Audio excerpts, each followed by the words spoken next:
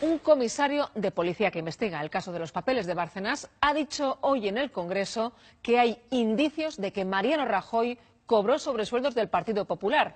María Yapar, ¿quién es ese inspector y por qué ha comparecido hoy ahí en el Congreso?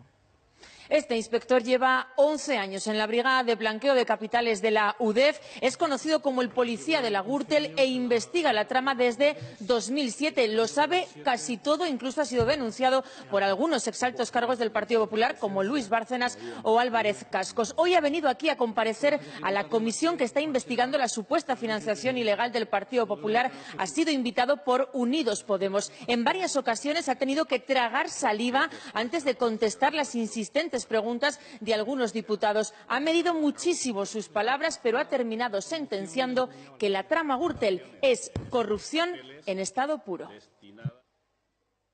¿Podría relatarnos quiénes son los principales receptores de pagos que salen de la caja B del señor Bárcenas? ¿Se encuentra en esa relación el señor Trillo? Sí. ¿El señor Álvarez Cascos? Indiciadamente sí.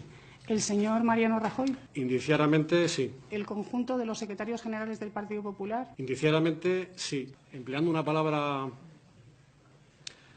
del mundo de la biología para citar las administraciones, el concepto de corrupción en estado puro.